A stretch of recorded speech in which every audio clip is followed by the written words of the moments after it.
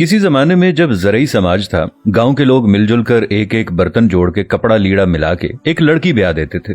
हर एक फर्द की तरफ से जो भी कुछ दिया जाता था वो बेटी या बेटे वाले की तरफ से बाजी होती थी, जिसका मतलब था कि आज हम दे रहे हैं, कल ये हमारे बेटे या बेटी की शादी पे हमें मिलेगी। ये एक तरह की कमेटी होती थी।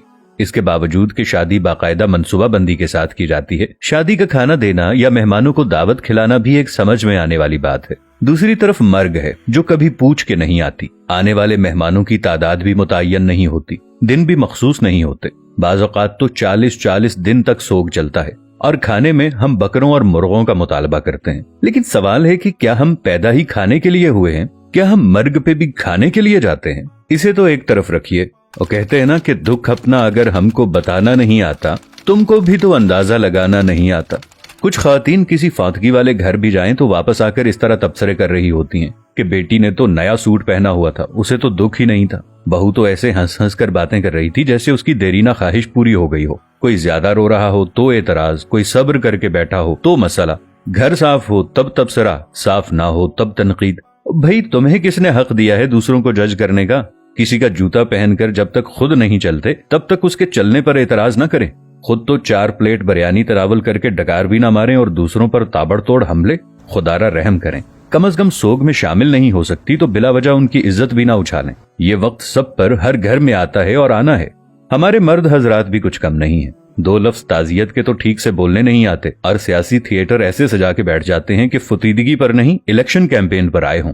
जिसके सर से बाप का साया उठाए कोई उसकी भी तो दिलजोई करे, उसके गम का मदावा भी तो कोई करे। लेकिन हमें किसी के गम से क्या, हम तो रस्म दिखावा के लिए गए हैं। हमारी बला से कोई मरता है तो मरे। हम तो पूछेंगे कि भाई जी खाने का इंतजाम हो गया ना, कितनी देगें बनवाई हैं?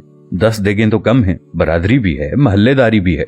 वो बेचारा बाप के शोक को भूलकर इस परेशानी में लग जाता है कि कहां से कर्ज पकड़ूं, क्योंकि खाना सही ना बनाया तो बातें होंगी कि सारी जिंदगी बाप का खाया, मरने पर रोटी भी सही ना दे सका। हमें सोचना होगा कि कौन लोग हैं हम। मुसलमान तो दूर, क्या हम इंसान भी हैं?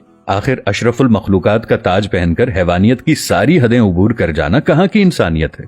मैंने मैयत के घर में ऐसी आवाजें भी सुनी हैं। जो देग पर बांटने में लगा हुआ होता है उसे कहा जाता है कि जरा प्लेट में 4 बोटियां ज्यादा डाल देना। वो दामाद भी आया है, उसे भी खाना देना है। वो बेटी जो माँ या बाप की मैयत पर रो रो कर हलकान हो रही थी, जैसे ही जनाजा उठता है तो वो सारा गम पसे पुश्त डालकर खाना तकसीम करने में लग जाती है कि ससुराल वाले भी आए हैं, उन्हें खाना न मिला तो सारी जिंदगी बातें सुनने को मिलेंगी कि तेरे बाप की मैयत पर तो हमें खाना भी नहीं पूछा किसी ने। मैंने इस बात पर भी तबसरे सुने हैं कि सालन में तो तरी ही नहीं थी, हमारी प्लेट में तो बस शोरबा ही आया। हम बहैसियत मुआशरा जालिम बन गए हैं। खुशियां तो कुजा, हमने मर्गों को भी अपने शरीके पूरे करने के लिए इवेंट बना लिया है। वो अकबर इलाहाबादी का शेर था कि जब मैं कहता हूँ कि या अल्लाह मेरा हाल देख, हुक्म होता है कि अपना नामाए अमाल देख। कुछ सवाल आपके ज़मीर के दरवाजे पर छोड़ रहा हूँ। क्या हम फुतीदगी के खाने का बाइकआउट नहीं कर सकते? क्या हम भूख लगने पर बाजार से खाना नहीं खा सकते या अपने घर पर जाकर नहीं खा सकते?